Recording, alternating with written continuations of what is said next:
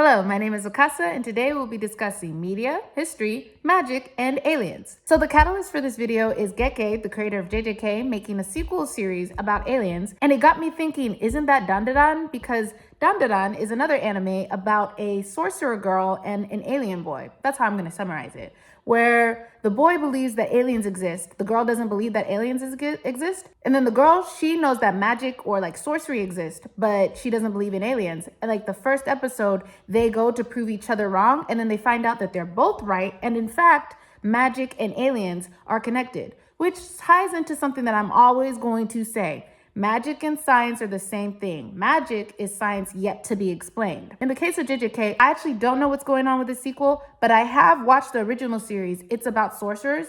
Now, I'm not going to try to play like I understand the power scale. All I know is that they are curses that are created from the collective consciousness, collective anxiety. It manifests into curses. And then they have sorcerers go out and kill those curses to maintain public order and peace, which mirrors reality where we have religious leaders who are in charge of taking care of people's emotional and spiritual health. So one, magic and science are the same thing. And then also like art mirrors reality, even if it's not apples. It's apples, oranges. Those are both fruit. They are in fact comparable. I personally believe Geke was rushing the end of JJK. When he started killing off every single character, I was like, I think you're just done. I think you're done with either fandom because we don't like you. I'll let you know that right now.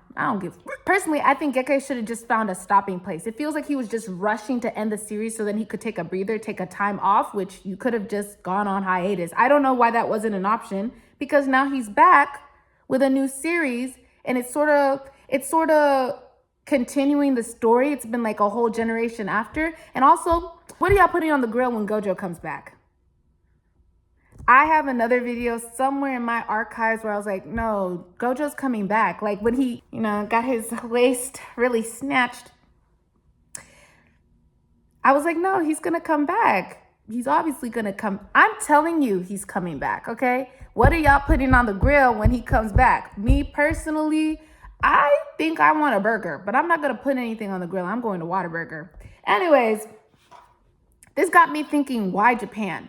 This is where I was like, I guess I need to like check my American main character syndrome. Because often when we think of like apocalypse movies or alien invasion movies, we're like, they come to America. They're like, where is your leader? And then they go to the American president. This is where I was like, okay, I need to check my American main character syndrome, because it's like, no, like writers write what they know. The creator JJK and Dandadan are Japanese. They're gonna write what they know. Of course, if we're doing an alien invasion, sometimes they will write, oh, they went to America, but often they're gonna write, no, they came to us because they live here. They know Japan. Live here. They know Japan. They live in Japan, right? And other examples of this is like Train to Busan is set in Korea. And it's a zombie movie. And when you know zombie history, that's Haitian voodoo or hoodoo. I don't know the difference. I'll learn it eventually. But I'm sorry. I'm so sorry. I mean, at my big age, I should know the difference. But yeah, like zombies is Haitian voodoo. What are there Haitians in Korea? Maybe. Are there enough Haitians in Korea to make zombies? No, but even like the type of zombies in the media are like American zombies, which is like, a tweak of Haitian voodoo. So it's not Haitian, but the origin is Haitian.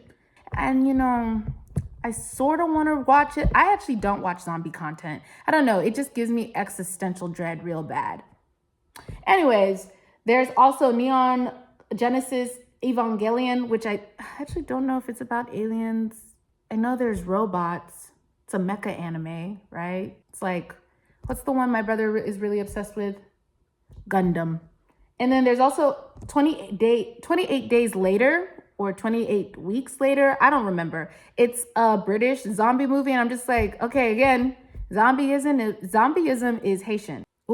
This is where we finally get into history. In the case of JJK's aliens, they are called Sumerians. Sumerians in history were also known as Mesopotamians. And this is where I get to talk about ancient river valley civilizations. So the first notable or observable civilizations that we have access like remnants of were all based around a river because water is life. This also has to do with like current currency.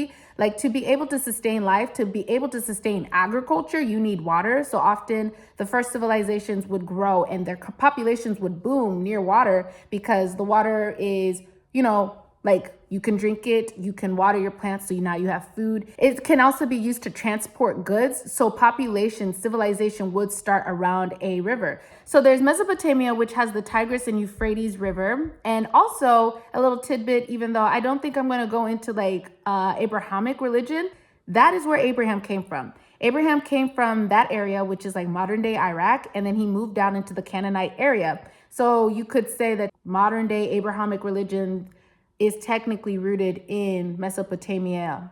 There's also the Indus Valley civilization, which is like current, like it's within India, India. There's also an ancient Chinese river valley civilization, and they were around the Yellow River. I don't know why it's called the Yellow River. And then lastly, I think the one that we majorly know is ancient Egypt with the Nile River.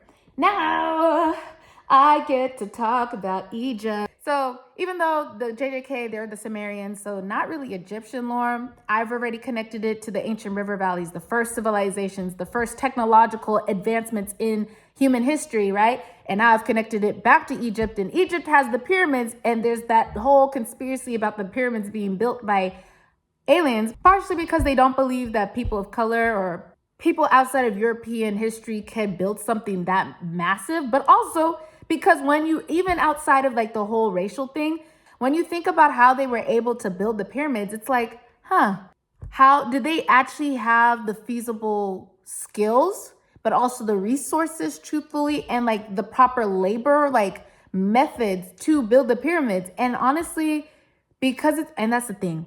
A lot of people are just like, we don't know how we built the pyramids, but also we know that they burnt the library of Alexandria. So there is a good chance that the ancient world, we had knowledge of the ancient world, and someone decided to erase that information. So now it's like, no, the aliens must have did it, and there could have been a proper explanation of, but now this is even me being conspiracy nut. But there's also a part of me that's just like, well, there could have also been evidence in that library about aliens helping us.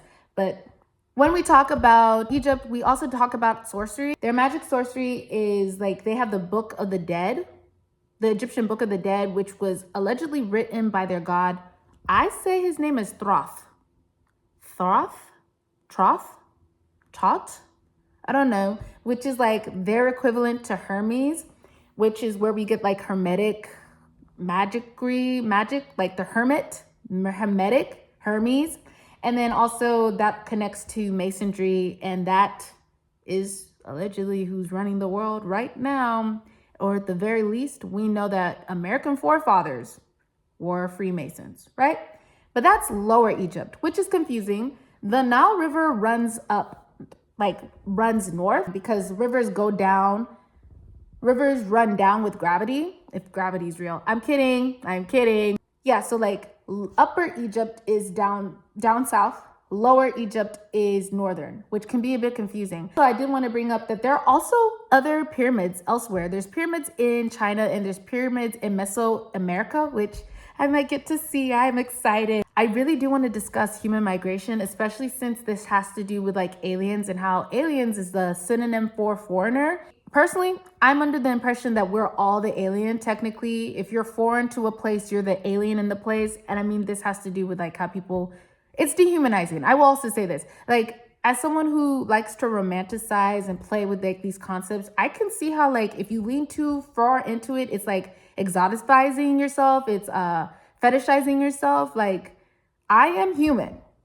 I'm also foreign. I'm foreign in America. And technically, even when I go back to Kenya, I'm not seen as Kenyan like everyone else. I think when I was a bit like childish and naive, I would go, yeah, I'm exotic everywhere, but that's off.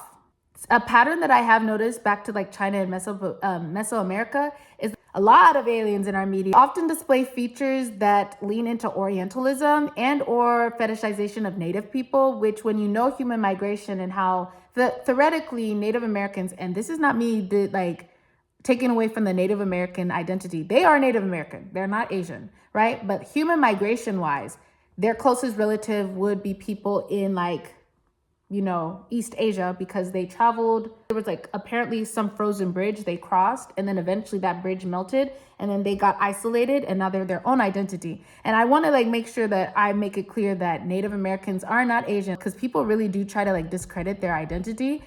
Under that impression, because I brought up human migration, then we're all African. And as someone who has like a direct line to the motherland, I don't let everyone just claim being African. Under that impression, it's like, then we're all African. There's no Europeans, there's no Asian, there's no Pacific Islanders. Everyone is just African. And that's not true. And that's not true. I do believe everyone should visit Africa, because that is the heart of humanity. Like, that's where humanity was started. Of course, that's going to feel like home. You're not African. So I'm not trying to discredit Native people. I'm just saying that Asian and Native features are often very similar because they're closely related, like human migration wise, they're close relatives. But yeah, that leans into like the dehumanization. And often when you see like aliens in media, they're taking features and cultural aspects from Asian people and Native people. And it's like, that's off. But then it also reminds me of pyramids. There's pyramids in China. There's pyramids in Mesoamerica. There's pyramids in Egypt. And now I want to talk about the Upper Egypt territory, because this is where like I brush shoulders with them a bit. Upper Egyptian territory would consist of people you would call Nubian or Kushite, I think. Yeah, Nubian or Kushite. I might be wrong on the Kushite thing. I already said that I'm not really talking about Abrahamic religion right now. But Sudanese people, Nubians, Nilotic people, meaning from the Nile. Nilotic people from the Nile. As a Kenyan, I know of a couple of groups: Maasais, Luos, Kalenjin. This is where I'm really excited about this, because I'm like, there's something happening. Like, again, I don't know if I have the proper balance of like being able to express how human diversity is so unique and fun while still expressing they are humans, right? But also playing with the fact that with these different features, we do play with them, and we make, like, when we start imagining alien people, we often pull from other cultures outside of our own, right? And not trying to be dehumanizing, not trying to be fetishistic, not trying to self-fetishize, because I'm East African. I said I brush shoulders with them. There is a potential, there is a likelihood that I do have some Nilotic genes, but I'm personally Bantu. So, and also, like I said, Sudanese. The Black diaspora, especially Black Americans, they do have like this weird fetishism about like Sudanese people. They're just like, oh, my dark Nubian sister. But like, pion. As an East African, sometimes I'm like, oh, well, I don't feel like I can fetishize them. I'm one of them. I'm not exactly one of them. I'm Bantu. I'm not Nilotic. But I do want to bring up the modeling world and how we have all the tall, dark-skinned models, and they're mostly from South Sudan, or they're Sudanese. They are Nilotic, right? Anok Yai, I never actually learned if I know how to say her name. Anok Yai, she has a collab with Mugler called Alien. And I was like, girl, and especially since like I said that often when we talk about aliens, we're pulling from features. I've also been noticing that East African features do lean into the alien a bit. I will say the big forehead, I have one. The big forehead, I personally feel, is very alien-esque. Personally, I think all humans look alike. You can find one feature that's stereotypically one race in another race. I say this to say that there was a conversation that Sudanese people do look Chinese. And I was like, oh, okay. So again, they pull from features of Asian people, and then they like make them alien. It is rooted in dehumanization. Like, it's like, they are so foreign. They're so out of this world. Their features don't look like a typical human. They must be alien. That's a bit odd. Another thing, Pink Pantheress, she's a Luo. That is, but one of the things that I listed, Nilotic. I actually don't know the Avatar franchise, which Avatar has been in the conversation of, because it's alien, but then there were Sudanese people saying, I want you to listen to the names. I want you to listen to the fact that they are tall, right? And they're blue. Blue has often been like a substitute for dark skinness. I would say Hindu gods, their blue skin makes me think that they're probably just dark skin in a way. Oh, blue black from the color purple. And I will say Sudanese people are like blue black. They are so dark skinned that there's like That's not always the case, but there are dark-skinned people in this world that their hue is just vaguely blue. I'm gonna have to double check this. I can't find any sources. I don't remember where I heard this, but there was allegedly some type of blue skin, like primordial early people gods in Europe. And because, hey, like human migration all came from Africa, yes, the first people who stepped foot in Europe were black. They were dark skinned. But I will have to double check that because I'm not finding no sources about that. That might be just something someone made up. But I have it locked in my head. I have to find the origin of this information. It might just not exist. Anyways, Avatar, blue skinned people, right? Pink Panther is currently being compared to one of the characters. I don't know the story. I'm not watching it. Yeah, Pink Panther, she's Luo, like she's Nilotic, right? And this is where I want to like sprinkle that I made a joke on my TikTok because I made this script back in September. A lot of things were happening, September 2025. A lot of things were happening. Apparently there was a rumor, and I think they debunked it, but they were saying NASA said that there are aliens coming. They were saying that they were tall and African-American looking. And in my mind, I was like, so that sounds like Sudanese people. And again, I'm talking about, Upper Egypt, the connections to alien in Egypt. And then also the fact that this is where I was like, I do think I'm going to get woke. The Sudanese people currently are going through a crisis. I think they're in a famine and they're in a genocide, right? I keep bringing up human migration. Humanity started in East Africa.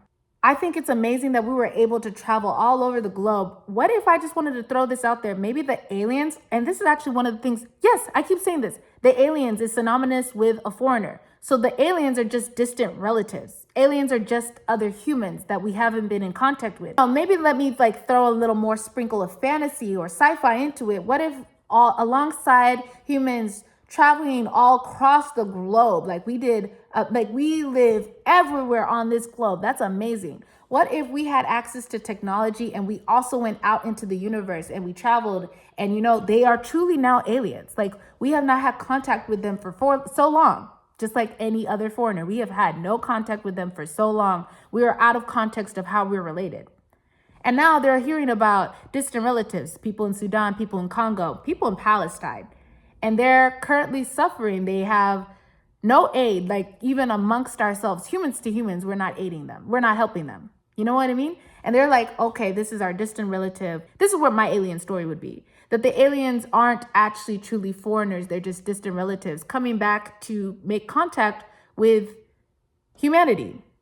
And I would assume, yeah, like everyone started in East Africa, that like the likelihood they would probably come out of East Africa. So when they're saying the aliens coming are tall and African-American looking, yeah, they're Sudanese. I'm telling you, they're Sudanese. Again, back to the dehumanization. It would fuel ideas of what it means to truly be an upright, respectable human, what it means to be a real human, the ideal human. And we mostly root that in white supremacy. I do want to also finally talk about the Avatar franchise, because someone did bring up how like it is very interesting that the Avatar franchise mirrors Get Out. This is a white man's fantasy. A white man would see Native people, Black people, Asian people as foreign, as alien. Like I get why you're pulling from what you can think of, what you can know, and you know that that's other. This is a white man's fantasy, and they say mirrors Get Out, and then Get Out, like that was a horror movie. You're in a body that is not your own. You're harboring a body that is not your own. And then there are multiple actors that are tone deaf talking about, she's just a bit racist. See, I don't know the context, but again, did I bring up that like aliens in our media is often a white man's anxiety about being colonized. They know that they did that to the world because at the end of the day, the white man is the alien. Showed up in America, you're foreign, you take over, right? Alien invasion movies are just white anxiety about colonization, that could happen to them. They came to Africa, they came to Asia. They often treat POC people like they are the foreigners, that they're the alien, that they are the other. But in reality, if you're a white man outside of Europe, you're the foreigner, you're the alien. I'm so intrigued by artists. Like they're really connected to something. But knowing that the creator of Avatar also made Terminator, there's something there. And then also knowing that he has connections to NASA, and this plays into astrology, which I am going to talk about. So I've been saying that Aquarius reminds me of alien archetypes. Aquarius's old ruler is Saturn, which means that they understand rules and structures. And I understand a lot of people are like, they're rebellious, they're fluid because they're an air sign, but they're also a fixed sign. So they are stubborn. They understand rules, structures, why they're in place, but they also understand where those rules and structures are not working. So they're the ones who innovate the new rules. And this has to go with like the journey from the Fool to the World in Major Arcana. Like in the 90s, the hip hop coming out was the youngins. Now, when you look at 90s hip hop, those are old head music. So at some point, you are the innovator. While you go on your journey, you actually become the establishment. You become the status quo. And also, there's like a lot of religious motifs when it comes to aliens. Jesus ascending reminds me of how aliens will beam you up. I think the rapture, and again, I was writing this script during September. A lot of things were happening. People really thought the rapture was about to happen. There's the cherub. The cherubim has the face of an ox, a lion, an eagle, and a man. And those are fixed signs. The ox would be Taurus, the lion would be Leo, the eagle would be Scorpio. And I know you're thinking, no, I thought it was the scorpion. Scorpio has connections to scorpions, snakes, and eagles, which makes me think of Mexico's flag. Oh, I'm gonna have to look into that. I never even thought about that. And then the man is Aquarius. Aquarius is a water bearer, so a person. There's only like 2 humans. If we're not counting Gemini and the twins, there's only 2 humans in astrology. And in the case of how we depict angels, we often humanize them. So I think out of the 4 fixed signs, I think Aquarius often gets tied with angel imagery. Angels are often extraterrestrial. When you see how they're depicted in the Bible, often people are like, that's a UFO. Right. Also, the Nope movie and how the movie started with a Bible verse. I actually don't know if Jean Jacket was actually an extraterrestrial. They were saying it's an extraterrestrial that found space here, but the way that it was acting was like a wild animal. So it could have very well been from this earth, but like an old species that no one remembers. And then there were people talking about there's a good chance that people interacted with this back in the days, like biblical days, and they were like, that has to be like a god or an angel or something, like an like our version of an extraterrestrial. But there is a good chance that it is from the earth because it acts like any other animal, which plays with what I was saying, how we are the aliens. Aliens are just foreigners. And when you know human migration, no, we are all related. We just have no context. We just have lost connection. We have no context. We have lost connection. We don't remember that we're all related because we've been separated for so long. But human migration wise, we're all related. A foreigner is just a distant relative. So Jean Jacket could very well actually be from this earth. Also Valentine's Day is in Aquarius season, and Valentine's Day has the Cupid, which is Eros, but like that's like an angel baby. Angels, aliens, Aquarius. And there's also like a connection about the water and space travel. As above, so below. In Aquarius, aqua, water, but it's a water bearer, but it's an air sign. Air, like the sky, like space, right? So it makes sense why it's like, I'm starting to see how like air and water are really connected. And then also because they're both fluids, there's solids and then there's fluidity, which the fluids are liquid and air. But also because because water and air is fluid, the identity with the water sign next to Aquarius, Pisces, is starting to blend for me. Like I'm having a hard time seeing the difference between Pisces and Aquarius. They're very similar. Personally, I think Aquarius might actually be the collective consciousness, like the collective mind, the things that actually do connect us as humans together. Pisces is the collective unconsciousness. Pisces is connected to dreams and illusions. I think Pisces is the unconsciousness, the things that you cannot truthfully explain in the mind. It's like vibes. It's vibes alone. You actually cannot find words for it. And in the case of Aquarius being an air signs are connected to the mental spaces. Air is connected to communication, words, language, intelligence. If you can explain it, that's probably collective consciousness. If you're like, I don't know how to put into words, it's like invisible string theory, where it's like abstract. It's truthfully abstract. But also maybe I just need to like refresh the difference between Aquarius and Pisces. But those lines are starting to blur, especially since as someone who has fallen asleep watching a TV show, it's really weird to slip into being conscious and unconscious, and how that TV show may follow you into your dreams. And now you're just like You're dreaming that TV show, but now it's becoming a different thing. I'm telling you that I'm personally having a hard time finding the difference between Aquarius and Pisces. Also, this connects to the Book of Enoch, which I have not read. But the Book of Enoch explains what was happening before the Great Flood, which Great Flood myths are connected to Aquarius. But in the case of the Great Flood myths, but what was happening before the Great Flood was that they were angels. I think they called them angels. Apparently the angels were sleeping with human women, and they were making babies called Nephilims. So angels, humans, Nephilims, part angel. I think the Nephilims got locked up. Again, I haven't read the book. All I know is that they said the women were cast out into the sea. Someone on TikTok was like, those are the mermaids. So again, Pisces, water sign, mermaid, deep sea, the unconsciousness. I'm starting to see how they're all like this is a major identity together. But thank you so much for watching. I'm so sorry that it took me so long to finally make my Aquarius videos. I have so many. This is one of maybe 10. I'm gonna go with 10, but it might just be 8. Point being, I hope you really enjoyed this. I hope y'all will comment down below. I'm gonna be honest with you. I don't even like making videos if people don't comment. Breaks my heart. I wanna know what you're thinking.